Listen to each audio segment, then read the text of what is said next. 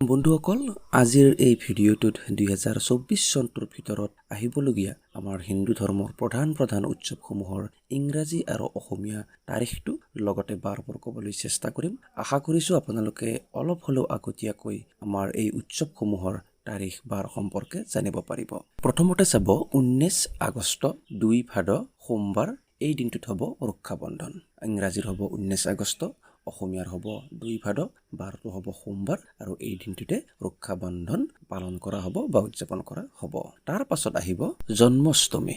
বন্ধুসকল, জন্মাষ্টমীৰ তাৰিখটো হ'ল ইংৰাজীৰ 26 আগষ্ট আৰু অসমীয়াৰ 9 ভাদ, বাৰটো হ'ব সোমবাৰ আৰু ইয়াৰ পাছত অৰ্থাৎ 27 আগষ্ট বা 10 ভাদ মংগলবাৰে নন্দোৎসৱ পালন কৰা হ'ব।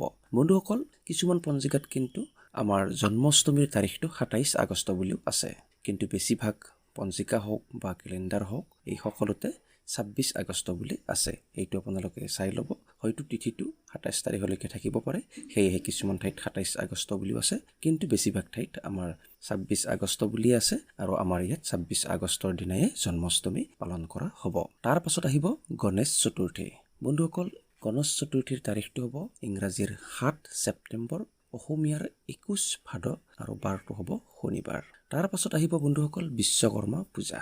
বন্ধুসকল, বিশ্বকৰ্মা পূজাৰ ইংৰাজীৰ তাৰিখটো হ'ল 17 ছেপ্টেম্বৰ, অসমীয়াৰ তাৰিখটো হ'ব 31 ভাদ আৰু বাৰটো হ'ব মংগলবাৰ।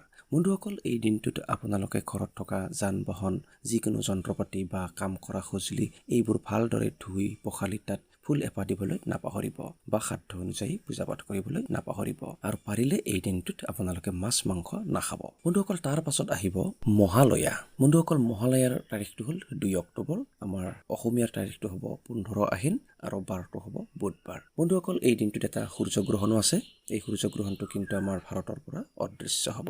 তাৰ পাছত বন্ধুসকল আহিব দুৰ্গা পূজা। বন্ধুসকল, দুৰ্গা পূজাৰ তাৰিখটো হ'ল 9, 10, 11 আৰু 12 অক্টোবৰ, অৰ্থাৎ অসমীয়াৰ হ'ব 22, 23, 24 আৰু 25 আহিন। ইয়াৰে বন্ধুসকল 9 তাৰিখে ষষ্ঠী হ'ব, 10 তাৰিখে সপ্তমী হ'ব, 11 তাৰিখে অষ্টমী হ'ব, 12 তাৰিখে নৱমী হ'ব আৰু 12 তাৰিখে দশমীও হ'ব। বন্ধুসকল, তাৰ পাছত আহিব লক্ষ্মী পূজা।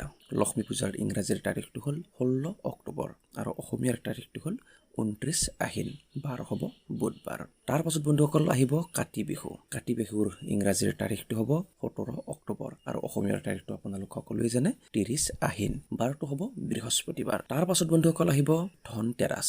বন্ধুসকল, এইবাৰ ধনতেৰাছ হ'ব 29 অক্টোবৰ আৰু অসমীয়াৰ তাৰিখটো হ'ব 12 কাতি, বাৰটো হ'ব মংগলবাৰ। নেক্সট বন্ধুসকল চাব শ্যামা পূজা বা কালী পূজা। বন্ধুসকল, এইবাৰৰ কালী পূজাৰ তাৰিখটো হ'ল 31 অক্টোবৰ আৰু অসমীয়াৰ হ'ব 14 কাতি, বাৰ হ'ব বৃহস্পতিবাৰ। বন্ধুসকল, 1 নৱেম্বৰৰ দিনা দীপাৱলীও উদযাপন কৰা হ'ব। তাৰ পাছত বন্ধুসকল চাব গোবৰ্ধন পূজা।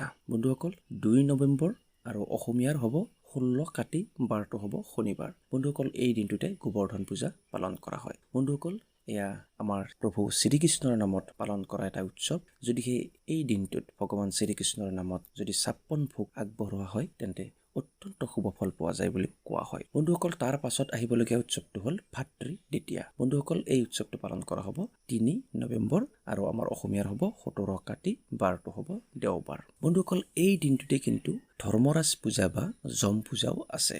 বহু ঠাইত এই দিনটোত ধৰ্মৰাজ পূজা বা যম পূজাও পালন কৰা হ'ব। তাৰ পাছত চাব বন্ধুসকল ছট পূজা। বন্ধুসকল, এইবাৰৰ ছট পূজাৰ ইংৰাজীৰ তাৰিখটো হ'ব 7 নৱেম্বৰ, অসমীয়াৰ তাৰিখটো হ'ব 21 কাতি আৰু বাৰটো হ'ব বৃহস্পতিবাৰ। তাৰ পাছত আহিব জগদ্ধাত্ৰী পূজা। বন্ধুসকল, জগদ্ধাত্ৰী পূজাৰ ইংৰাজীৰ তাৰিখটো হ'ব 10 নৱেম্বৰ, অসমীয়াৰ তাৰিখটো হ'ব 24 কাতি, বাৰটো হ'ব দেওবাৰ। বন্ধুসকল, কিছুমান পঞ্জিকাত আপোনালোকে জগদ্ধাত্ৰী পূজাৰ ডেটটো 9 নৱেম্বৰ বুলিও পাব পাৰে, সেইটো আপোনালোকে চাই ল'ব। তাৰ পাছত বন্ধুসকল আহিব কৃষ্ণৰ ৰাস যাত্ৰা। বন্ধুসকল, কৃষ্ণৰ ৰাস যাত্ৰাৰ উৎসৱ পালন কৰা হ'ব 15 নৱেম্বৰৰ পৰা আৰু অসমীয়াৰ তাৰিখটো হ'ব 29 কাতি, বাৰটো হ'ব শুক্ৰবাৰ। বন্ধুসকল, ইয়াৰ পাছত আহিব অৰ্থাৎ 16 নৱেম্বৰৰ দিনা পালন কৰা হ'ব কাৰ্তিক পূজা। এই পূজাৰ অসমীয়াৰ তাৰিখটো হ'ল 30 কাতি, বাৰটো হ'ব শনিবাৰ। বন্ধুসকল, এইখিনিয়ে আছিল আমাৰ এই 2024 চনটোৰ ভিতৰত আহিবলগীয়া প্ৰধান আমাৰ হিন্দু ধৰ্মৰ উৎসৱ। বন্ধুসকল, এইখিনিৰ মাজতে মই আপোনালোকক আৰু কেইটামান উৎসৱৰ দিন বাৰ সম্পৰ্কে কৈ দিছোঁ। চাব 7 জুলাই 22 আহাৰ দেওবাৰে পালন কৰা হ'ব ৰথ যাত্ৰা। তাৰ পাছত 21 জুলাই 5 শাওন দেওবাৰে আমাৰ গুৰু পূৰ্ণিমা বা ব্যাস পূৰ্ণিমা নামৰ উৎসৱ পালন কৰা হ'ব।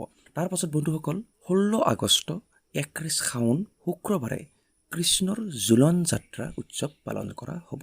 তাৰ পাছত 4 ছেপ্টেম্বৰ 18 ভাদ বুধবাৰে শ্ৰীমন্ত শংকৰদেৱৰ তিৰুভাৱ তিথি পালন কৰা হ'ব। তাৰ পাছত বন্ধুসকল 13 অক্টোবৰ 26 আহিন দেওবাৰে শ্ৰীমন্ত শংকৰদেৱৰ আবিৰ্ভাৱ তিথি পালন কৰা হ'ব।